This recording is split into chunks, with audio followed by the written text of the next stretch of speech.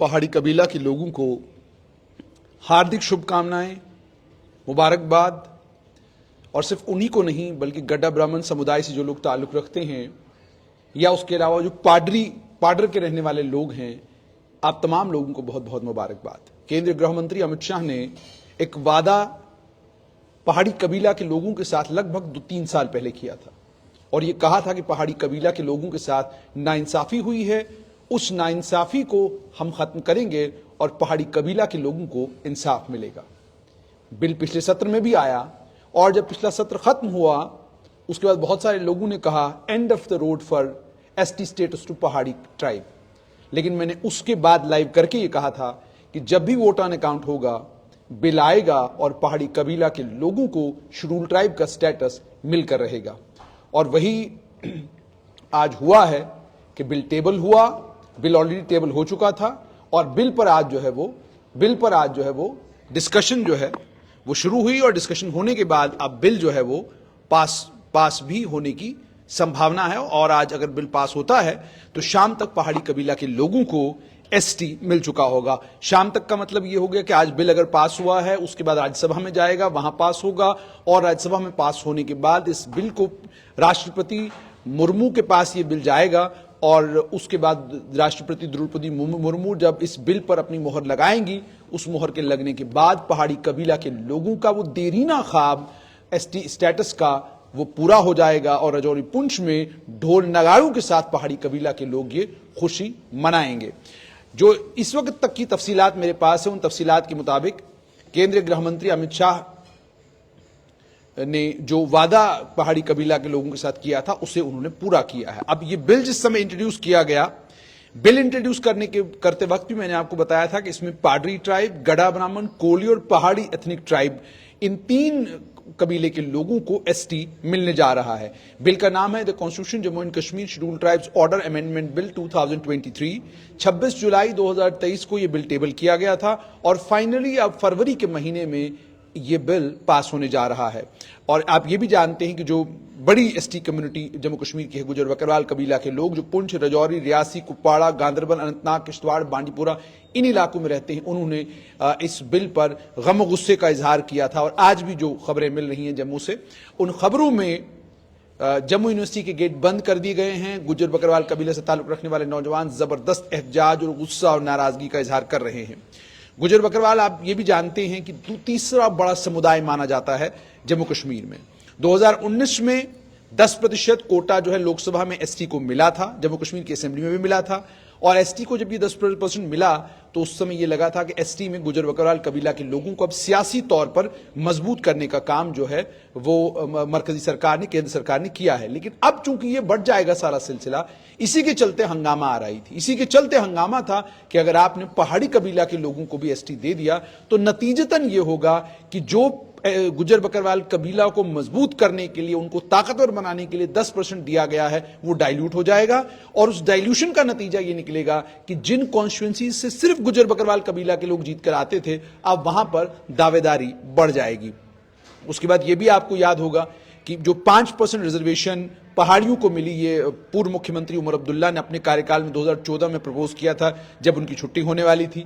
लेकिन उसके बाद एनएन वोहरा के बाद बिल गया तो उन्होंने उसको अप्रूव नहीं किया। लेकिन 2019 में केंद्र में भारतीय जनता पार्टी की सरकार और जम्मू कश्मीर में राज्यपाल शासन था, जब 4% कोटा जो है तालीम में, एजुकेशन में और जॉब्स में जो है वो पहाड़ियों को मिला था। और सत्यपाल मलिक उस वक्त जम्मू कश्मीर के राज्यपाल थे। और उसके बाद justice retired GD Sharma commission बनाया गया ताकि educationally, socially, economically backward communities को आइडेंटिफाई किया जाए। और अपनी रिपोर्ट में उन्होंने रिकमेंड किया था कि कोली, गड़ा ब्राह्मण, पहाड़ी एथनिक ट्राइब और पाडरी ट्राइब, इन चारों को एसटी स्टेटस मिलना चाहिए था। यही रिपोर्ट ट्राइबल अफेयर्स मिनिस्ट्री को फॉरवर्ड की गई और 2022 में रजिस्ट्रार जनरल ने इसको अप्रूव किया। अब पाडरी ट्राइब का जहां तक ताल्लुक है, वो किश्तवाड़ में रहते हैं।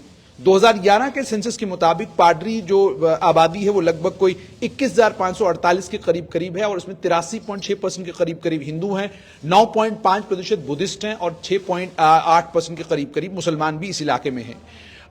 और ये भी मैं आपको बताऊं कि पहाड़ी कबीला का जहां तक ताल्लुक है, ये आप राजौरी, पुंछ और उसके बाद कुपवाड़ा, करनाका और बारामूला के कई इलाके, जिन इलाकों में पहाड़ी कबीला के लोग रहते हैं।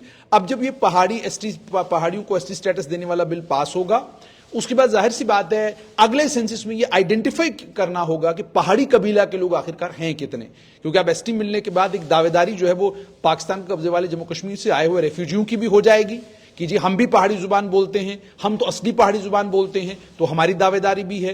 तो वो लोग जो वेस्ट पाकिस्तान के रेफ्यूजी हैं उनकी दावेदारी भी इसमें आ सकती है। और अन्य कई और इलाके हैं जिन इलाकों के लोग ये कहते हैं कि जी हमें भी एसटी मिलना चाहिए, हमें भी एसटी का बेनिफिट होना चाहिए, लेकिन इसने पेंडोराज बॉक्स ओपन किया। दूसरी तरफ से गुज्जर बकरवाल समुदाय से ताल्लुक रखने वाले बड़े सारे लोगों से जिनसे मेरी बात हुई, उन्होंने ये कहा कि अगर लोकसभा राज्यसभा से ये बिल पास होता भी है तो भी हम इसे सुप्रीम कोर्ट में चैलेंज करेंगे और हम सुप्रीम कोर्ट के सामने ये गुहार लगाएंगे कि आप जुबान की बुनियाद पर किसी एक कौम को, जिसमें हायर कास्ट के और अपर कास्ट के बहुत सारे लोग आते हैं, उन्हें आप कैसे एसटी दे सकते हैं, हम इसे जरूर चैलेंज करेंगे। तो चलिए, जाहिर सी बात है इसके बाद वो चैलेंज होगा, वो मामला अलग है, लेकिन फिलहाल खबर यही कि पहाड़ी कबीला के लोगों को एसटी मिलने जा रहा है। अब इसमें एक बड़ी इंटरेस्टिंग चीज पिछली बार भी मैं देख रहा था कि यह भी आपको समझना होगा कि किसी भी कानून की प्रक्रिया होती है।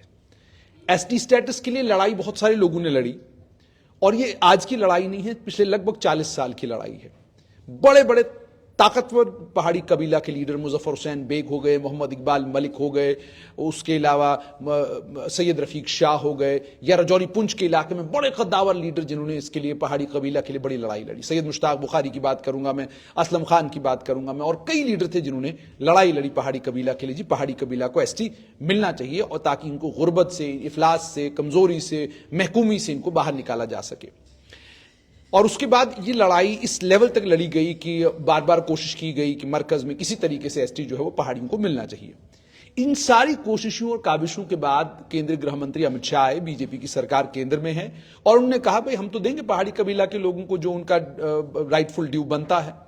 और उसके बाद वो अड़िग रहे इस बात पर। गुज्जर बकरवाल कबीला के नौजवानों ने पैदल मार्च शुरू किया। उस पैदल मार्च के बाद जब उन्होंने गुज्जर बकरवाल कबीला के लीडरों से, सोशल वर्करों से, समाज सेवकों और नौजवानों के साथ बात की, वहां भी उन्होंने दो टोक अल्फाज में कहा कि जहां तक पहाड़ी कबीला के हक का ताल्लुक है वो उनको मिलकर रहेगा, लेकिन आपके साथ कोई ज्यादती हम होने नहीं देंगे। और ये जो मार्च वार्च आपने शुरू किया है, हम इस मार्च वार्च को मानने वाले नहीं हैं। आप अपनी जगह संतुष्ट रहें, हमें आपकी परेशानियां, दिक्कतों का पूरा पूरा पता है, हम उनको रिजॉल्व करेंगे। तो उसमें और भी कुछ बातें हुई थी, वो फिलहाल कैमरे के ऊपर करनी जरूरी नहीं है। लेकिन उसके बाद पहाड़ी कबीला के लोग जो हैं उन्होंने उसके बाद एक यात्रा निकाली, उन्होंने भी यात्रा निकाली। उस पर गुज्जर बकरवाल कबीला के लोगों ने एतराज किया। उन्होंने कहा जी ये सब तमाशे करने की जरूरत नहीं है, अगर आपको मिल भी रहा है एसटी तो मेहरबानी करें ऐसा कुछ न करें जिससे इश्तियाल लगे, जिससे गम गुस्सा हो, जिससे नाराजगी हो, या जिससे माहौल रजौरी पुंछ का खराब हो। पहले भी आप जानते हैं गुज्जर बकरवाल कबीला और पहाड़ियों के बीच में तनातनी रही है, और कई प्लेटफॉर्म्स पर तो मैंने अपनी आंखों के सामने गुज्जर बकरवाल कबीला और पहाड़ी कबीला के लोगों को एक दूसरे के आमने सामने होते हुए देखा है। तो कोशिश करें कि तनातनी न हो। गुज्जर बकरवाल कबीला के लोगों का हक है, और मैं तो ये बार बार कहता हूं और रिपीट करता रहूंगा कि बकरवाल कबीला के लोग सबसे ज्यादा डिजर्विंग है एसटी के लिए, क्योंकि सबसे ज्यादा मार अगर कोई खाता है और सबसे ज्यादा गुर्बत और इफलास की शिकार अगर कोई कौम है तो बकरवाल कबीला के लोग हैं। और गुज्जर कबीले के लोगों ने कम से कम काफी तरक्की की हुई है, लेकिन बकरवाल कबीला के लोगों का बड़ा बुरा हाल है। तो जाहिर सी बात है उनका एक हक है, और उस हक पर अब जहां तक पहाड़ी कबीला का ताल्लुक है, इसमें भी कोई शक नहीं कि बहुत बड़ी बड़ी कौमें जो हैं उन्हें जो है एसटी का फायदा मिलने जा रहा है। लेकिन अब मरकज ने तय किया है, वो लड़ाई लड़ रहे थे लंबे वक्त से, और उनका क्लेम यह है कि जनाब हम तो इकोनॉमिकली वीक हैं, और उसके बाद हमारा एक अलग कल्चर है, अपनी एक जुबान है, अलग सब सारा सिलसिला है। तो उनका भी क्लेम है, और उस क्लेम को अगर एक कमीशन ने सब्सटेंशिएट किया, उसके बाद ट्राइबल अफेयर्स मिनिस्ट्री ने उस पर मोहर लगाई, उसके बाद जितने भी इंस्टीट्यूशंस थे उन इंस्टीट्यूशंस ने इन पर मोहर लगाई, तब जाकर उनको एसटी मिलने जा रहा है। तो ये किसी भी जगह बदमजगी पैदा करने की वजह नहीं बनना चाहिए।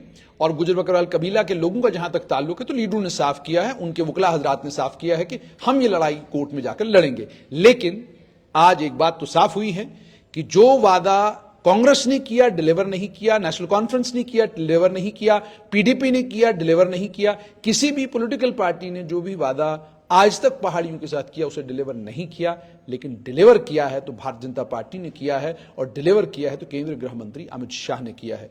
तो फाइनली पहाड़ी कबीला के लोगों को एसटी मिलने जा रहा है। अब मेरी गुजारिश ये थी कि ये इतनी जंग जो इन तमाम बड़े ताकतवर लीडरों ने लड़ी, जिसका नतीजा आज निकला है, अब मेहरबानी करके वेब पोर्टलों के ऊपर काम करने वाले हम पत्रकार जब ये कहते हैं कि ये हमारी मुहिम और हमारी कोशिशों और काबिशों का नतीजा है, तो खुदा रहा अपने ऊपर रहम खाएं। हमारी वीडियोस जम्मू कश्मीर में लोग हो सकता है बड़े शौक से जौक से देखते हों, लेकिन बहुत दुनिया भरी पड़ी है वीलॉगरों से और फेसबुक पर चैनल चलाने वालों से। दुनिया उनको देखती है, लाखों करोड़ों में उनके फॉलोअर हैं। तो ये हमारी कोशिशों काबिशों का नतीजा नहीं है। हम सिर्फ, जैसे मैंने आपको कहा कि मैंने आज से 1.5-2 साल पहले कहा था कि पहाड़ी कबीला के लोगों को एसटी मिलकर रहेगा, और बड़े दावे के साथ कहा था, और डॉक्टर जावेद राही इसके गवाह हैं। उन्होंने मुझसे बात करके ये कहा था कि ये तो होगा नहीं, ये आप ख्वाब देख रहे हैं, ख्वाब आप देख सकते हैं, उसकी इजाजत है आपको, लेकिन ये तो मुमकिन नहीं है, होगा नहीं। लेकिन मैंने बाज़ाब्ता अपने फेसबुक के ऊपर स्टेटस डालकर कहा था कि पहाड़ी लोग इंतजार करें, एसटी उनको मिलकर रहेगा, जब एसटी की कोई बात भी नहीं हो रही थी। लेकिन मेरे पास खबर थी जो मैंने आपको सुनाई थी। ये कोई मेरी किसी मुहिम का कोई असर नहीं है। ये कोई कहेगा मैंने कोई मुहिम छेड़ी और केंद्रीय गृह मंत्री अमित शाह ने कहा, जुनैद हाशमी कह रहा था चलो एसटी दे दें, ऐसा नहीं होता। ये इतने लीडरों का कंट्रीब्यूशन है, इन रहनुमाओं का कंट्रीब्यूशन है।